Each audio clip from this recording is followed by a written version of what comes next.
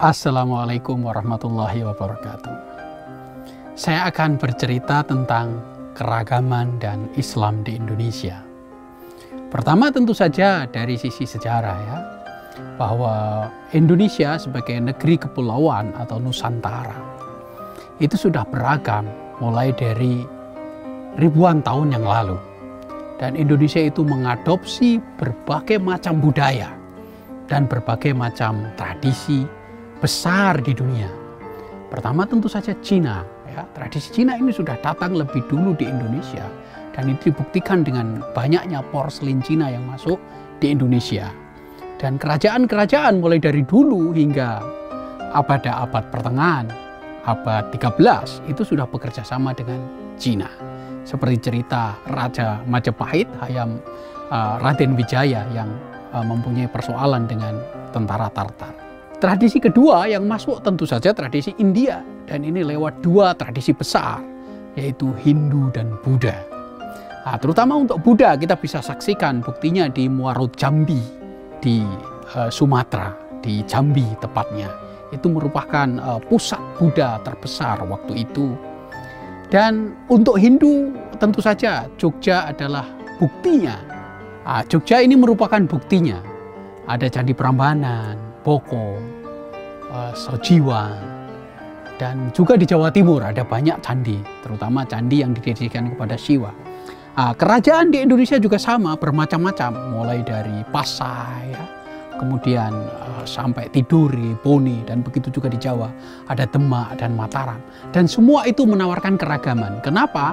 Karena ketika mulai dari abad 13 sampai abad 16, di mana Islam mulai berkembang, Islam tidak serta-merta membuang tradisi lama, yaitu tradisi India dan tradisi Cina, tetapi mencoba menyatukan. Misalnya bentuk masjid di Menara Kudus, itu sangat menyerupai dengan tradisi di Bali, yaitu vihara di Bali. Dan begitu juga bentuk masjid kuno di Demak, ya, dan juga di Jogja. Bentuk di Kota Gede, masjidnya masih tetap menyerupai tradisi India, Hindu, Buddha. Ketika Islam sudah menguat, terutama setelah akhir masa kolonial Belanda, kita banyak mengenal organisasi Muslim. Pertama tentu saja Syarikat Islam yang didirikan di Solo. Ini menawarkan perpaduan antara Islam dan sosialisme.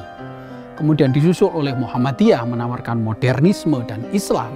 Gerakan modern tapi tetap menjadi Muslim. Dan kemudian ada organisasi besar waktu itu, yaitu Nahdlatul Ulama yang menawarkan tradisi Indonesia berpadu dengan Islam.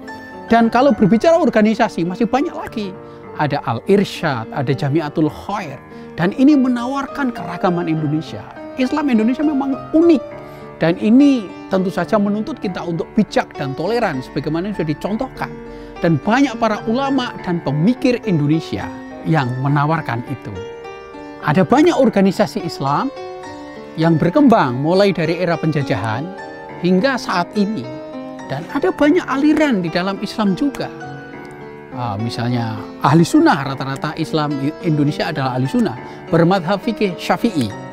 Tetapi ada banyak, misalnya sejak awal Syiah sudah datang ke Indonesia. Kemudian sebelum kemerdekaan Ahmadiyah juga berperan di Indonesia. Ini berbicara tentang organisasi dan aliran.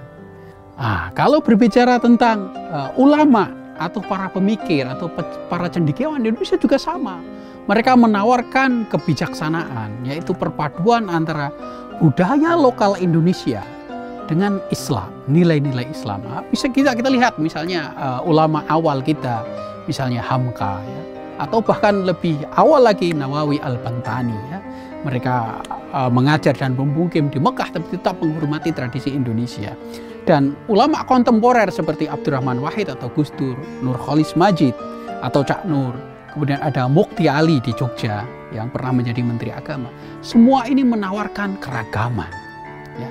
Jadi menjadi Islam di Indonesia itu bukan berarti menghilangkan jati diri kita sebagai Indonesia, tapi tetap menghormati jati diri kita, bahkan etnis kita dari mana berasal. Maka Islam bermacam-macam, Islam Jawa, Islam Madura, Islam Sunda, Islam Bugis, Islam Minangkabau, Islam Aceh, Islam Banjar, dan lain-lain. Ini menjadikan Islam kita adalah Islam yang beragam. Dan itu menuntut kita untuk bijaksana, untuk toleransi dan mengembangkan sikap lapang dada. Begitu, terima kasih. Assalamualaikum warahmatullahi wabarakatuh.